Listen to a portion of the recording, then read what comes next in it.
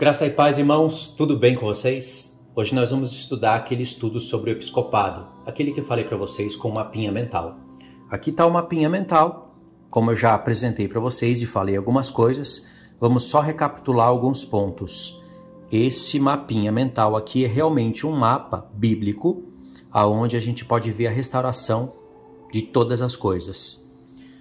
Algumas coisas eu falei para vocês naquele vídeo anterior, de 16 minutos, só que nós não lemos textos, eu não li os textos, eu não mostrei para os irmãos as bases das coisas. Agora aqui nós temos os textos para ler, e isso daqui é o que nós temos que fazer em primeiro lugar: entender, ter sabedoria para entender, conhecer a vontade de Deus, porque se não for assim a gente não restaura nada. Isso não vai acontecer dentro das igrejas, infelizmente. Primeiro vai acontecer do lado de fora. O fato é que está acontecendo agora, enquanto eu ensino. Depois isso vai passar para dentro das igrejas, sim. E alguns pastores, eles vão abrir o coração e vão compreender que isso é a vontade de Deus. Então preste atenção no mapa que nós vamos estudar. Aqui vocês podem ver que tem uma linha central e aqui é a linha principal. Nessa linha central, eu mostrei que o pai, ele é cabeça do filho, e o filho, ele é a cabeça da igreja. Isso daqui é bíblico. O pai, ele é Deus do filho. Deus. E o filho, ele é Deus da igreja. E a igreja, ela vai comandar todas as nações da terra.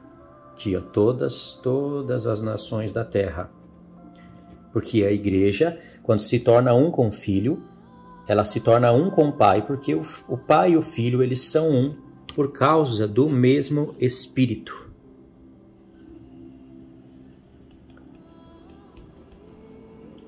Por isso, e como nós recebemos o Espírito do Pai, que é o mesmo Espírito do Filho, nós nos tornamos um com o Pai e com o Filho. E aqui estão as provas. 1 Coríntios 11:3, Apocalipse 3, verso 2, 11 e 12, mostram esses fatos, ok? Então, o que vocês vão ler? Vocês vão ler aqui Paulo falando que Deus, ele é o cabeça do Filho e o Filho é o cabeça da igreja. Em Apocalipse, verso 2, 11 e 12, vocês vão encontrar ali 5 vezes Jesus chamando o Pai de meu Deus. Ou seja, o Filho glorificado, à destra de Deus, ele chama o Pai de Deus dele. Esse testemunho, ele não é aceito nas igrejas, por causa, infelizmente, da doutrina da Trindade, que não é uma doutrina bíblica. Ela parece ser bíblica, mas a doutrina da Trindade consiste em pegar o Espírito Santo, converter ele em uma imagem de um Deus, como se fosse um terceiro Deus, mas é um terceiro que é o mesmo com o Pai, com o Filho, e colocam uma imagem visível e ainda colocam um trono tripartido. Isso é heresia católica romana. Esse é um testemunho que vai ser restaurado, já está sendo restaurado entre muitos. E se não é restaurado esse testemunho na mente da pessoa, o próprio Deus bloqueia ela de entender outras coisas. Deus não vai bloquear a pessoa de entender tudo, mas vai bloquear ele de entender outras porções da palavra de Deus. Porque a doutrina da Trindade é uma espécie de vírus. É como um vírus que entra no computador, você ainda consegue usar o computador, usar as funções, mas ele fica mais lento. Ele não consegue te entregar ali tudo o que você quer, na velocidade que você quer. É mais ou menos isso. Então, esse testemunho aqui é bíblico. Aí o que nós temos que ver logo em seguida? A palavra episcopos. Como eu mostrei para vocês, a palavra episcopo, ela vai estar relacionada na nossa Bíblia. Ela vai estar escrito, episcopos está no grego, né? Mas tem algumas vezes que aparece episcopado na nossa Bíblia. Mas ela vai estar em alguns textos como bispo. Vocês já viram isso, né? E nesses textos que está falando do bispo, vocês vão ver que é o mesmo que presbítero. Vou pôr aqui. Presbítero. Ok? Episcopos é bispo. E no mesmo texto que fala de bispo, fala de presbítero. Aí nos textos que vocês vão ler, esses que se encontram aqui, que nós vamos ler, a palavra episcopos, ela vai estar em correlação, relacionada com, vamos pôr aqui, pastores,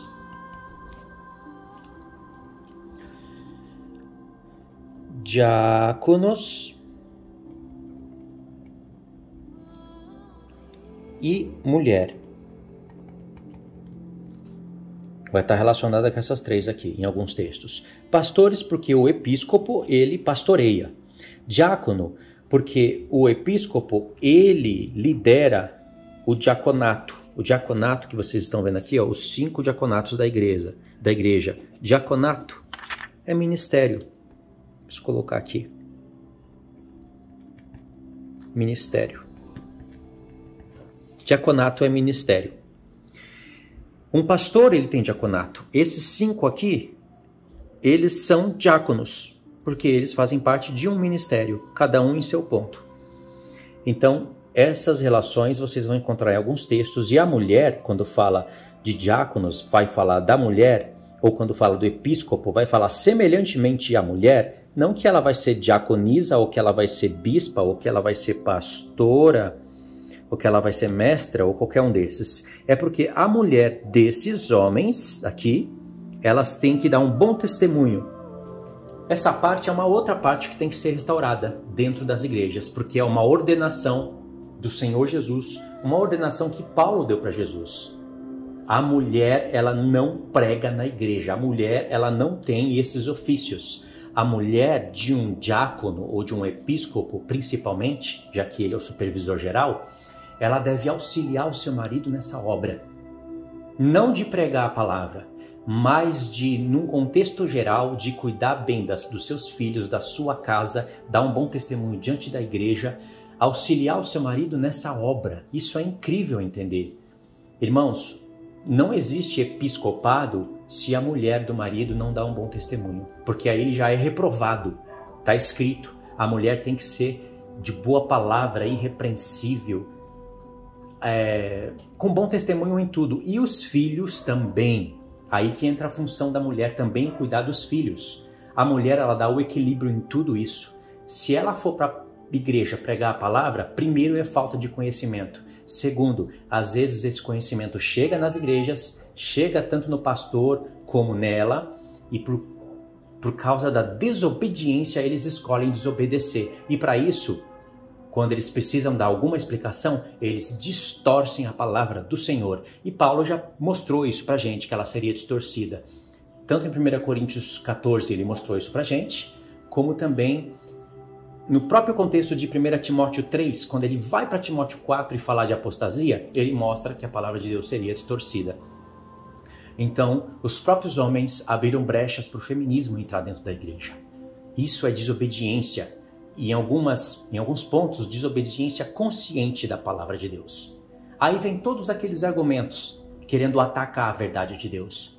Eles falam, não, Jesus rasgou o véu. Depois que ele rasgou o véu, qualquer mulher, qualquer homem, ele usa quem ele quer. Aí fica falando baseado em letras de músicas. Ele usa quem ele quer, ele chama quem ele quer.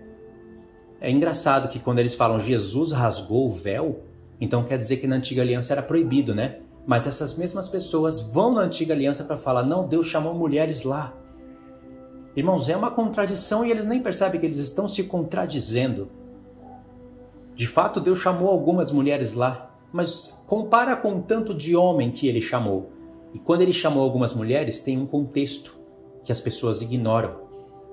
Principalmente esses homens feministas. Homem feminista, é duro dizer isso, né? Que abrem brechas para o feminismo entrar na igreja e para a transgressão da palavra de Deus continuar, de maneira contínua. Então, é uma contradição já esse ponto, desobediência consciente, e Deus vai cobrar de cada um. Cada um usa um argumento para torcer a Bíblia, todos aqueles argumentos que eu já falei. Então, isso tem que ser restaurado também nas coisas do Senhor. Por isso que, quando vocês vão ler aqui o contexto de episcopos, vocês vão ver que pastores, diáconos e mulher relacionado. Entendeu? E aí, entrando dentro desse diaconato, que nós temos que verificar isso aqui em Efésios 4, do 5 ao 32, vocês vão ver que Deus colocou apóstolos, como eu já falei, existe uma sequência sim para esses fatos, profetas, evangelistas, pastores e mestres. Isso daqui é um diaconato, como eu já expliquei para vocês, lembra? Diaconato. Esses homens aqui, eles deveriam ser supervisionados pelo episcopo, que é um bispo, que também é tratado como presbítero. Esse é o cargo maior, é o supervisor geral, que tem que ser, além de ser irrepreensível, marido de uma só mulher, não pode ser dado a vinho, iracundo, hospitaleiro, e todas aquelas qualidades, ele tem que ser irrepreensível e apto para ensinar esses ministérios. Esses ministérios vão cuidar da obra da igreja. Eles vão ter a missão, sob a supervisão desse homem, de penetrar aqui nas nações. E eles vão ter que chamar judeus e gentios. Extrair ele das nações e trazer eles para esse ministério. Deus tira pessoas daqui e traz para esse ministério. E esse diaconato, quando ele é estabelecido, quando ele é obedecido, eles são capazes de ensinar as coisas que estão no contexto de Efésios 4. No contexto da epístola de Efésios, que são aquelas coisas que eu falei para os irmãos. As duas casas de Israel está sendo tratada em Efésios 2 como um mistério do Senhor. Judeus e gentios unidos, o plano de como Deus chamou os gentios para entrar dentro do corpo de Cristo. O corpo de Cristo é o Israel de Deus espiritual. Não existe uma corporação chamada igreja e outra chamada Israel. Isso é invenção, infelizmente, invenção teológica pré-tribulacionista antibíblica. Esse ministério, esses todos juntos, quando tem todos juntos unidos, eles são aptos para ensinar e para vencer todas essas religiões e doutrinas que existem. Deus, ele pode chamar um de fora das igrejas, de fora de todo esse contexto que deveria ser aplicado biblicamente, para ajudar, para ensinar e para restaurar essas coisas, assim como o Senhor tem me chamado. Mas quando tem esses ministérios aqui, apóstolos, profetas, evangelistas, pastores e mestres, supervisionado por um episcopado, aí eles são capazes de desenvolver uma grande obra ao ponto de realmente derrubar muitas doutrinas humanas por terra. Adventismo, calvinismo, testemunhas de Jeová e outras mais malucas ainda, como espiritismo. E todas essas daí, até as que eu não mencionei, todos eles juntos trabalham, cada um fazendo a sua parte, a sua justa parte no corpo, eles trabalham e restauram a verdade do Senhor. Mas fica muito difícil quando tem poucos despertados para esse propósito. Mas tudo tem que ter um início. Se as pessoas não despertam dentro dos templos, o Senhor desperta pessoas pequenas, que eram gagas, como eu era. Pessoas sem condições, fora, para confundir os que estão dentro. Sem conhecimento, para confundir os que se acham ter conhecimento. Sem teologia, para confundir aqueles que se acham teólogos. Mas, é claro, Deus levanta pessoas assim para despertar, para que outras despertadas comecem o número a aumentar e aí Deus possa restaurar essa obra aqui, a obra do episcopado. Porque Satanás ataca esse plano. Vou mostrar para vocês em poucas palavras. Isso daqui, irmãos, é estabelecido pelo Senhor. Isso daqui não é invenção humana. Vocês vão ver até a igreja presbiteriana negando apóstolos. Eles falam que não tem mais apóstolos. Falam que não precisa mais de profetas. Outros, eles querem estipular só pastores e mestres. Alguns aceitam até o evangelismo. Mas profetas e apóstolos, eles falam que cessaram. Vocês vão ver, até mesmo nos comentários do vídeo, desse vídeo e de outros, pessoas que escolhem algum dom para fazer cessar.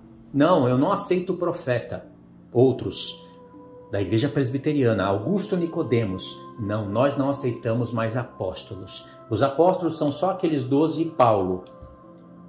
Mas não é isso que o texto diz. Não interessa se tem homens avarentos, lobos vorazes, que Paulo já profetizou que penetraria no meio do rebanho para arrebatar o rebanho após si.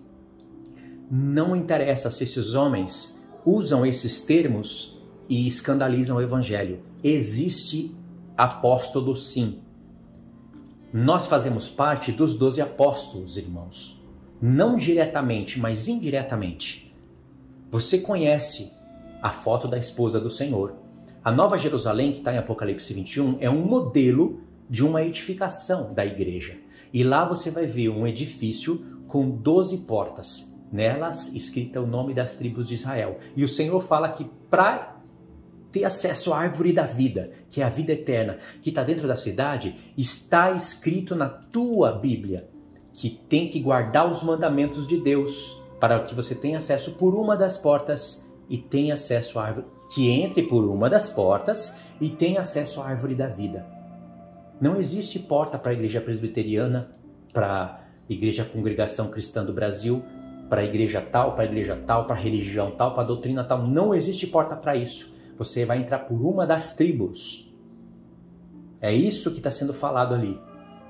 As tribos são as portas. Só que o muro não fica de pé só com portas. O muro precisa de um fundamento para ficar de pé. Tem 12 fundamentos que são os 12 apóstolos do Cordeiro. E são pedras preciosas. É claro que eu acredito que essa cidade existe literal, mas entendo as funções espirituais dela. O recado espiritual, a mensagem eu entendo, mas eu não anulo a literalidade da cidade, porque em outros textos da palavra mostra que essa cidade existe e que vai descer do céu. Não são somente santos que vão descer do céu, como se a cidade não existisse. Os santos vão descer do céu para habitar onde? Até Deus tem um santuário. Lá em Apocalipse 15 diz que abriu-se o tabernáculo do santuário de Deus. Tem um trono, tem tronos. Então, a linha espiritualista, ela anula essas coisas, como se nada daquilo existisse. A linha espiritualista e idealista, que caminha para a apostasia. Logo, já não existe mais nada, né, na mente desses. Mas existe, ali é um modelo da edificação da igreja. E lá nos fundamentos, que são 12, estão escrito o nome dos 12 apóstolos do Cordeiro. Não está escrito o meu nome, o seu nome, o nome de algum vencedor, mas presta atenção. Pedro fala que nós somos pedras preciosas. Edificado, e aí Paulo em Efésios 2 fala que nós somos edificados sobre o fundamento dos apóstolos e profetas. O fundamento é Cristo, mas Cristo colocou os seus apóstolos e profetas como fundamentos, porque uma cidade não tem um fundamento. O principal, a pedra angular é Cristo, mas ele colocou outros como fundamentos. Então, de maneira indireta, nós fazemos parte daquelas pedras preciosas. Nós não estamos na lista dos 12 apóstolos. Não cessaram os dons.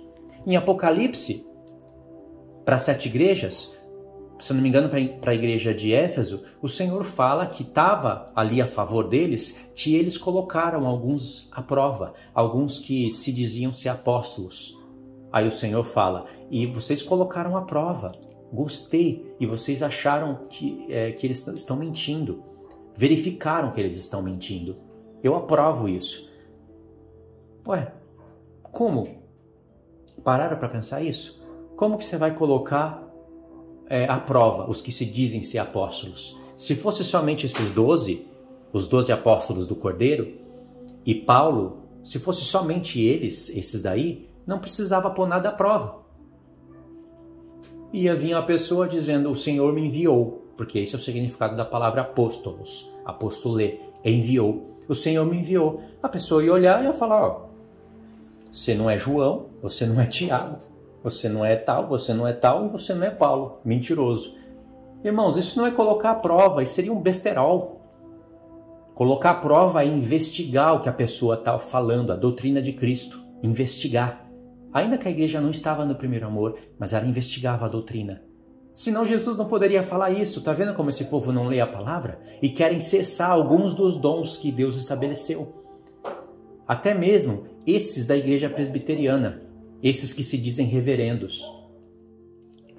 Então nós não podemos cessar os dons do Senhor e escolher quais dons existem e quais dons não existem. E esses 5 ministérios que nós estamos vendo aqui, eles são dons que Cristo deu para a igreja, para arrebatar pessoas das nações e ensinarem todo o ministério da palavra do Senhor. Porque como eu falei antigamente, Deus quer tirar as pessoas das trevas e levar para a luz. E dentro dessa luz, Deus vai derramar dons nesses homens. E alguns dos homens vão se esforçar, vão almejar o reino de Deus com todo o coração, com toda a força, com toda a alma, com todo o entendimento.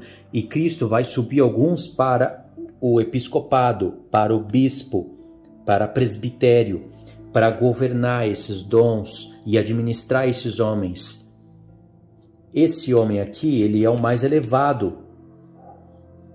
Por isso que ele é o mais respeitado, ele é o que vai ter mais galardão.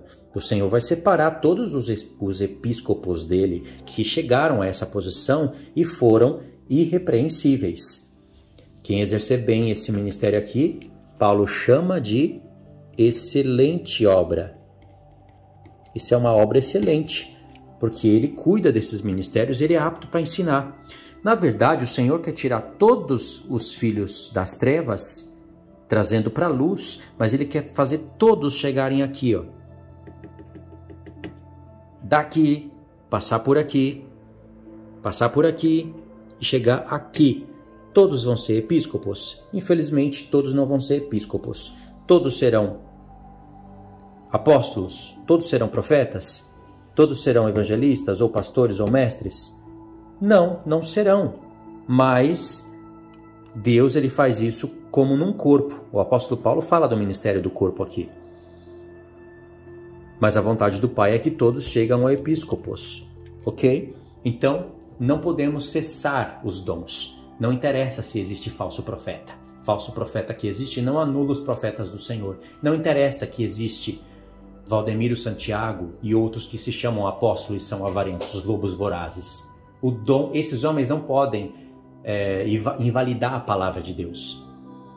Até a igreja presbiteriana tem que acordar, porque ela dorme, e dorme muito. Ainda mais porque esses tais homens, como Augusto Nicodemos e Hernandes Dias Lopes, fazem várias referências a calvinismo. Já viu eles explicando, por exemplo, Romanos? O tempo todo eles não conseguem parar de falar de pessoas que não perdem a salvação, que você é um eleito de Deus, que Deus salvou você, não é por você fazer alguma coisa ou por fazer alguma obra. E começa a fazer referências a calvinismo, a Charles Spurgeon e a infectar a mente das pessoas. Por isso que eles dormem também. Eles não estão exercendo um bom episcopado, vão ser repreendidos pelo Senhor, se chegarem a ser salvos. Porque, pelo que eu vejo, eles implantam na mente das pessoas que você não precisa fazer obra nenhuma para ser salva. Que Deus salvou você, mas talvez o seu familiar, eles não falam isso, mas está implícito nas palavras deles. Talvez o familiar das outras, não, Deus não quis salvar e Deus é Deus. Você não pode discutir com ele, você é um caco de barro. Então, é justo porque é com a gente, mas com os outros, que na verdade seria injusto, eles falam que é justo. Eles convertem um Deus puro, santo, justo, que quer que todos os homens se salvem, em um Deus maligno, sabe? Um Deus, um psicopata, um sociopata, um assassino, na verdade. E fala que isso é justo. Chega a ser hipocrisia. Aí eles vão ler Romanos, ler os textos que falam de obediência da fé, de santidade. Esses tais leem os textos falando que Paulo fala que a fé ela tem que ser obedecida, que os mandamentos de Deus têm que ser praticados, que Deus chamou o povo para a santificação. E eles se contrariam na mesma mensagem. Como que Deus vai julgar homens que não puderam escolher o bem porque Deus impediu? Como que Deus vai julgar homens que Deus não quis antes que eles fossem salvos? É um povo maluco. Então, mesmo que esses se dizem igreja presbiteriana e praticam semelhantemente o episcopado, de maneira semelhante, não de maneira completa, porque eles abrem brechas, eles deixam a mulher ensinar, eles fecham algumas brechas só, em comparação à igreja evangélica. Mas não tem nada reformado ali, não tem nada com aparência bíblica. É muita coisa negativa. Eles precisam ser restaurados. Não é à toa que mesmo eles praticando o episcopado, Deus não deu para eles a mensagem das duas casas, para nenhum sequer, nenhum. A mensagem das festas, transição de alianças, eles vão torcendo tudo o que é lei, o que é graça, entendeu? Então ser presbiteriano não é muita coisa, compreendeu? Então esse ministério aqui, ele tem que ser restaurado por conta disso. Agora nós vamos ler os textos, ok? Esses textos aqui, nós temos que ler todos temos que ler, para ajudar a fundamentar isso que eu estou falando. Tem que gastar tempo entendendo aqui, ó, apóstolo, tem que procurar textos, profetas, evangelistas, pastores e mestre. Tem que gastar tempo pesquisando, analisando textos, vendo a palavra no grego, para você compreender de verdade se é verdade que não existe mais apóstolo, se é verdade que não existe mais profeta, se é verdade mesmo que episcopos é bispo e faz parte do presbitério e governa esses ministérios. Tem que compreender, você tem que estudar.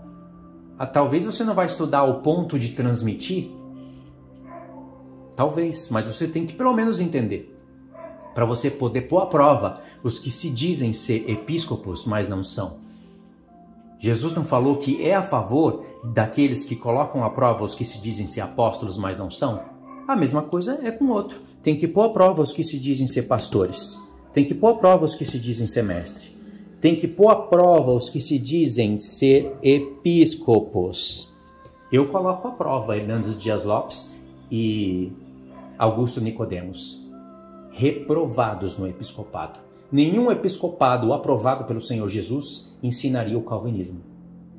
Tá certo? Esse daqui foi o vídeo número 1, então. No vídeo número 2, continuação direta, vamos ler os textos e eu vou aplicar algumas coisas para vocês. Tá bom, irmãos? Muito obrigado pela paciência por ter assistido até aqui. Eu sei que foi uma recapitulação do vídeo anterior, mas eu acrescentei algumas coisas, né? Agora vamos ler os textos, que é muito importante.